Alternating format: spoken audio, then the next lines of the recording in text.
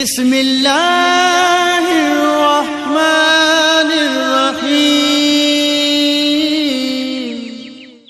شروع اللہ کا نام لے کر جو بڑا مہربان نہایت رحم والا ہے۔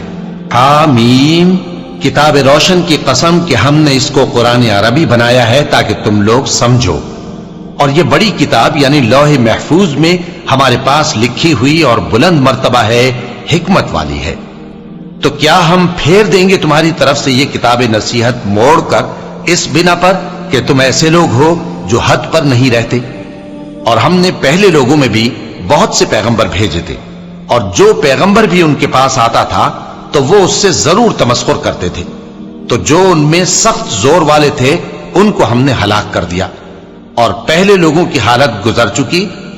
اور اگر تم ان سے پوچھو کہ آسمانوں اور زمین کو کس نے پیدا کیا ہے تو کہہ دیں گے کہ ان کو غالب اور علم والے اللہ نے پیدا کیا ہے، جس نے تمہارے لیے زمین کو بچھونا بنایا اور اس میں تمہارے لیے رستے بنائے تاکہ تم راہ راست پر چلو، اور جس نے ایک اندازے کے ساتھ آسمان سے پانی نازل کیا، پھر ہم نے اس سے مردہ زمین کو زندہ کیا، اسی طرح تم زمین سے نکالے جاؤ گے۔ اور وہی ہے جس نے سب چیزوں کے جوڑے بنائے اور تمہارے لیے کشتیاں اور چوپائے بنائے جن پر تم سوار ہوتے ہو تاکہ تم ان کی پیٹھ پر چڑھ بیٹھو، اور جب اس پر بیٹھ جاؤ پھر اپنے پروردگار کے احسان کو یاد کرو اور کہو کہ وہ ذات پاک ہے جس نے اس کو ہمارے زیر فرمان کر دیا، اور ہم میں طاقت نہیں تھی کہ اس کو بس میں کر لیتے، اور ہم اپنے پروردگار کی طرف لوٹ کر جانے والے ہیں۔ اور انہوں نے اس کے بندوں میں سے اس کے لیے اولاد مقرر کی، بے شک انسان سراسر ناشکرا ہے۔ کیا اس نے اپنی مخلوقات میں سے خود تو بیٹیاں لیں اور تم کو چن کر بیٹے دے دیے؟ حالانکہ جب ان میں سے کسی کو اس ہستی کی یعنی لڑکی کی خوشخبری دی جاتی ہے جو انہوں نے اللہ کے لیے بیان کی ہے تو اس کا چہرہ سیاہ پڑ جاتا ہے اور وہ اندر ہی اندر گھٹنے لگتا ہے۔ کیا وہ ہستی جو زیوروں میں پرورش پائے اور جھگڑے کے وقت بات نہ کر سکے اللہ کی اولاد ہو سکتی ہے؟ اور انہوں نے فرشتوں کو کہ وہ رحمان کے بندے ہیں اس کی بیٹیاں ٹھہرایا۔ کیا یہ ان کی پیدائش کے وقت حاضر تھے؟ ان قریب ان کی شہادت لکھ لی جائے گی اور ان سے باز پرس کی جائے گی۔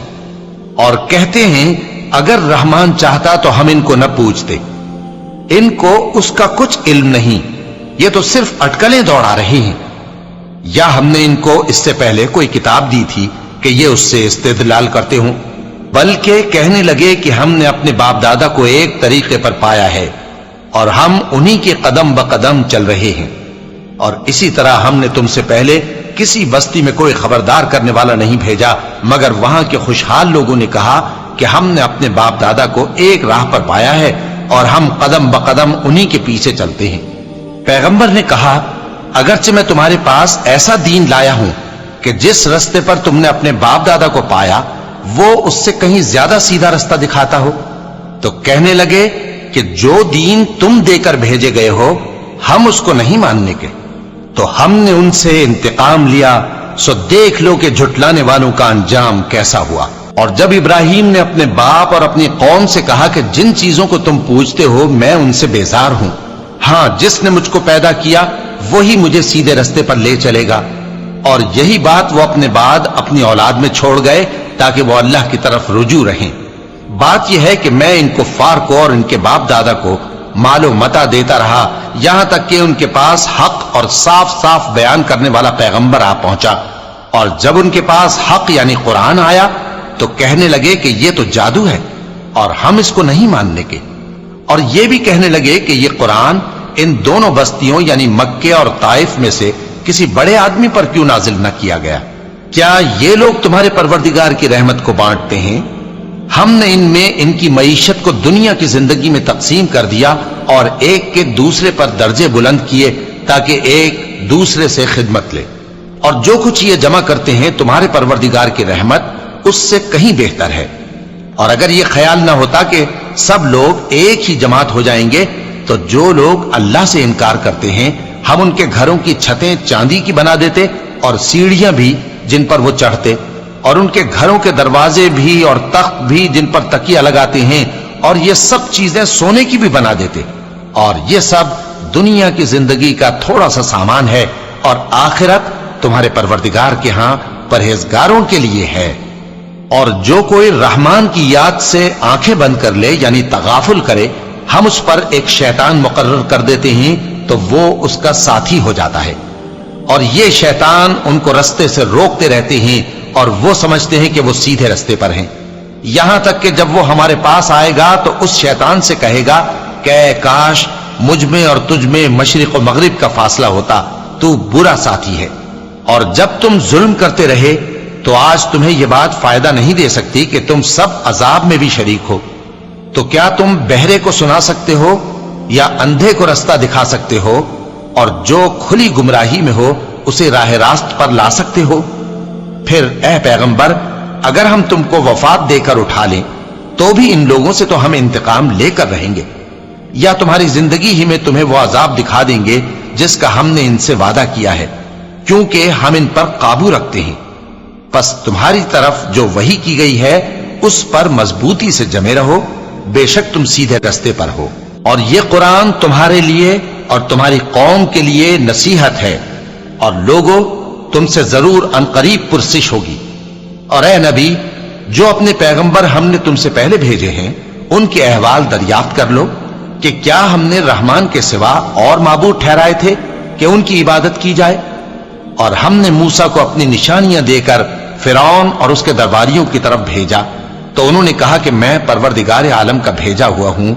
फिर जब वो उनके पास हमारी निशानियां लेकर आए तो वो उन निशानियों पर हंसने लगे, और जो निशानी हम उनको दिखाते वो पहली से बड़ी होती थी, और हमने उनको अजाब में पकड़ लिया ताकि बाज आए। और कहने लगे कि ऐ जादूगर, उस अहद के मुताबिक जो तेरे परवरदिगार ने तुझसे कर रखा है उससे दुआ कर, बेशक हम हिदायत याब होंगे। सो जब हमने उनसे अजाब दूर कर दिया तो वो अहद शिकनी करने लगे। और फिरौन ने अपनी कौम से पुकार कर कहा कि ऐ कौम, क्या मिस्र की हुकूमत मेरे हाथ में नहीं है, और ये नहरें जो मेरे महलों के नीचे बह रही हैं मेरी नहीं है? क्या तुम देखते नहीं? बेशक मैं उस शख्स से जो कुछ इज्जत नहीं रखता और साफ गुफ्तगू भी नहीं कर सकता कहीं बेहतर हूं। तो उस पर सोने के कंगन क्यों ना उतारे गए, या यह होता कि फरिश्ते जमा होकर उसके साथ आते। गरज उसने अपनी कौम को बेअक्ल कर दिया और उन लोगों ने उसकी बात मान ली, बेशक वो नाफरमान लोग थे। फिर जब उन्होंने हमको खफा किया तो हमने उनसे इंतकाम लिया और उन सबको डुबो कर छोड़ा, सो उनको गए गुजरे कर दिया और बाद में आने वालों के लिए इबरत बना दिया।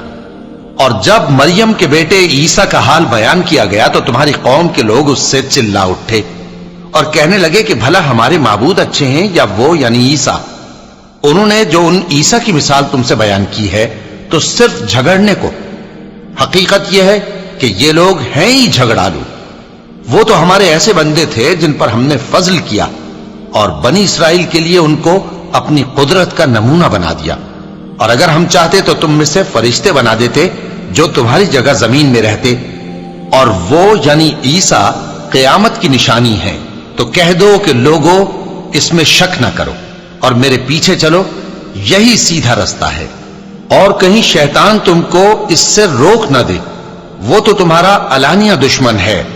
और जब ईसा निशानियां लेकर आए तो फरमाया कि मैं तुम्हारे पास दानाई की किताब लेकर आया हूं, नीज इसलिए कि बाज बातें जिनमें तुम इख्तिलाफ करते हो तुमको समझा दूं। सो अल्लाह से डरो और मेरा कहा मानो, कुछ शक नहीं कि अल्लाह ही मेरा और तुम्हारा परवरदिगार है, बस उसी की इबादत करो, यही सीधा रास्ता है। फिर कितने फिरके उनमें से अलग अलग हो गए। सो जो लोग जालिम हैं उनके लिए दर्द देने वाले दिन के अजाब से खराबी है।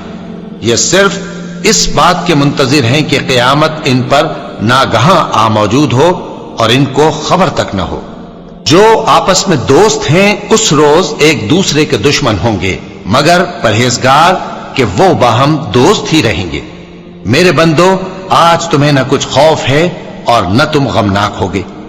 जो लोग हमारी आयतों पर ईमान लाए और फर्माबरदार बन गए उनसे कहा जाएगा कि तुम और तुम्हारी बीवियां इज्जत व एहतराम के साथ बहिश्त में दाखिल हो जाओ।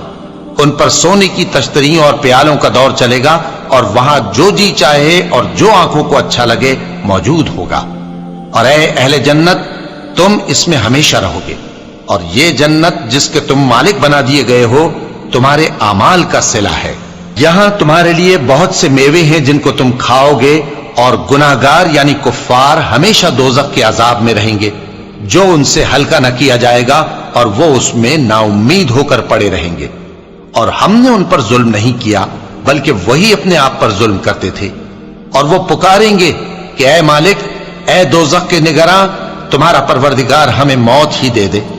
وہ کہے گا کہ تم ہمیشہ اسی حالت میں رہو گے. ہم تمہارے پاس حق لے کر پہنچے لیکن تم میں سے اکثر حق سے ناخوش ہوتے رہے. کیا انہوں نے کوئی بات ٹھہرا رکھی ہے؟ تو ہم بھی کچھ ٹھہرانے والے ہیں. کیا یہ لوگ یہ خیال کرتے ہیں کہ ہم ان کی پوشیدہ باتوں اور سرگوشیوں کو سنتے نہیں؟ کیوں نہیں، سب سنتے ہیں، اور ہمارے فرشتے ان کے پاس ان کی سب باتیں لکھ لیتے ہیں. کہہ دو کہ اگر رحمان کے لیے اولاد ہو تو میں سب سے پہلے اس کی عبادت کرنے والا ہوں. یہ جو کچھ بیان کرتے ہیں آسمانوں اور زمین کا مالک جو عرش کا بھی مالک ہے اس سے پاک ہے. تو ان کو بک بک کرنے اور کھیلنے دو یہاں تک کہ جس دن کا ان سے وعدہ کیا جاتا ہے اس کو دیکھ لیں. اور وہی آسمانوں میں بھی معبود ہے اور وہی زمین میں بھی معبود ہے، اور وہ حکمت والا ہے، علم والا ہے. اور وہ بہت بابرکت ہے جس کے لیے آسمانوں اور زمین اور جو کچھ ان دونوں میں ہے سب کی حکومت ہے، اور اسی کو قیامت کا علم ہے، اور اسی کی طرف تم لوٹ کر جاؤ گے. اور جن کو یہ لوگ اللہ کے سوا پکارتے ہیں وہ تو سفارش کا کچھ اختیار نہیں رکھتے. ہاں، جو علم و یقین کے ساتھ حق کی گواہی دیں وہ سفارش کر سکتے ہیں.